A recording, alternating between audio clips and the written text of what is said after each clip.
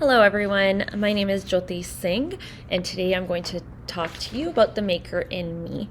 I'm going to start off by acknowledging that I live, work, and play on the unceded territories of the Musqueam, Squamish, and Tsleil-Waututh nations. So a little bit about me. I'm currently an intermediate teacher. I've taught ESL in France. I worked as a director at Sylvan Learning Center. I worked at a Montessori. I really try to diversify my learning as much as possible. I play volleyball. I've played in lots of different leagues over the years. I've recently started watercolor painting as a form of professional development, but also I find it's great for my own inner peace and well-being.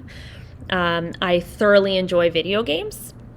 However, I'm currently trying not to purchase the new Zelda or Harry Potter because I know it will be a distraction, so I'm excited for when my courses are done this summer so I can get back to playing video games. Now, myself as a maker.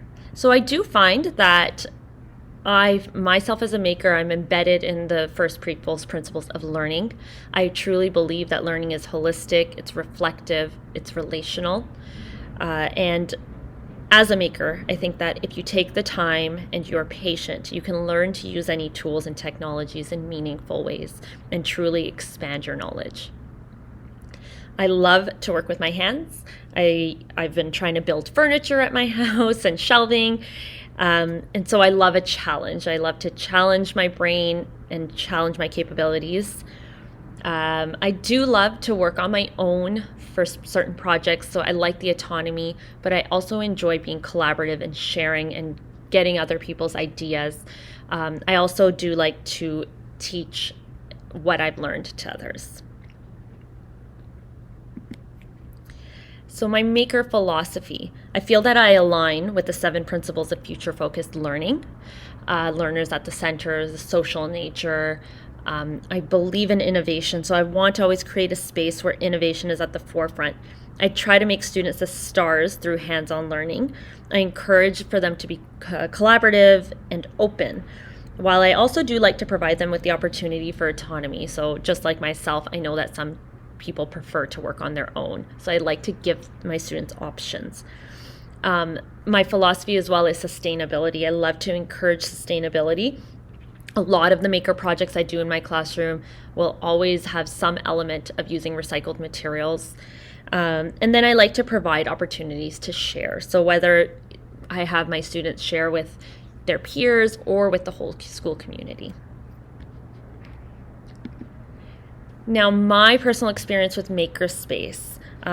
I actually have never engaged in a makerspace on my own, which is why I'm really looking forward to this course and to our face-to-face week where I get to play around.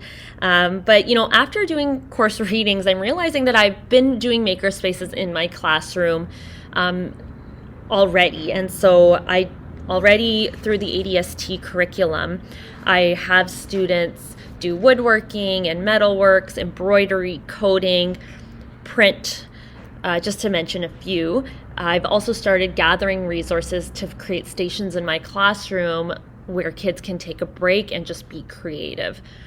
So kind of creating as much of a makerspace as I can in what is a traditional classroom.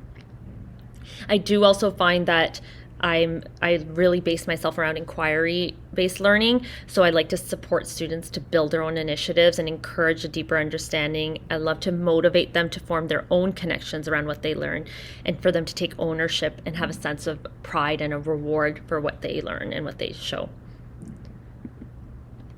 So my experience with the ADITA frameworks, I try really hard for collaboration with communities. I make a genuine effort to collaborate within the communities at my school. I'm lucky to have an active enhancement worker at my school, and she's come into my classroom and run workshops on First Nations beading and shared her knowledge with the class. I've also been lucky enough to take my students to local artists for them to share in what they are doing. Fostering inclusion of voices, I always aim to create a very safe environment so that my students feel open to sharing and having their voices heard, but I also find it important to give them the space to not necessarily share if they don't feel comfortable with it. And now breaking my personal biases.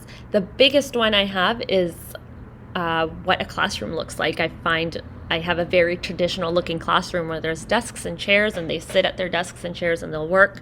I do try as much as I can to give them the choice to work at the carpet or, in groups, to stand up if they need to work outside in the hall for a quiet place.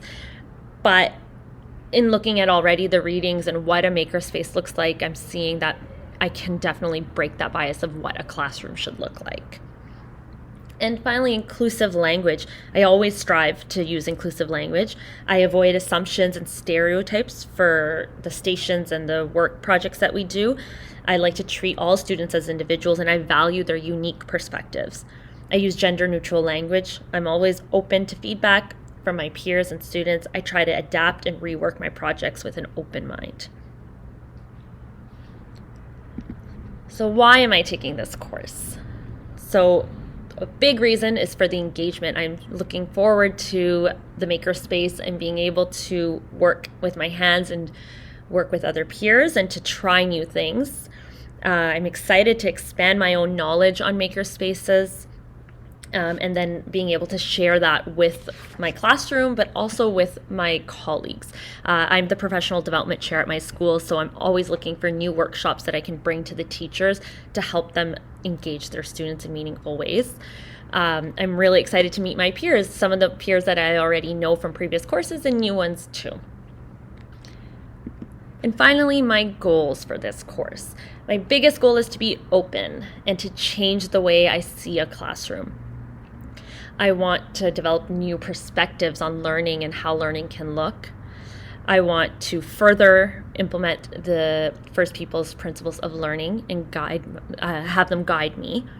As well, I want personal growth. And obviously, I'm also looking to get good grades.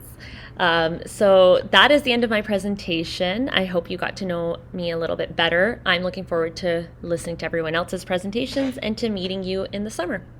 Thank you.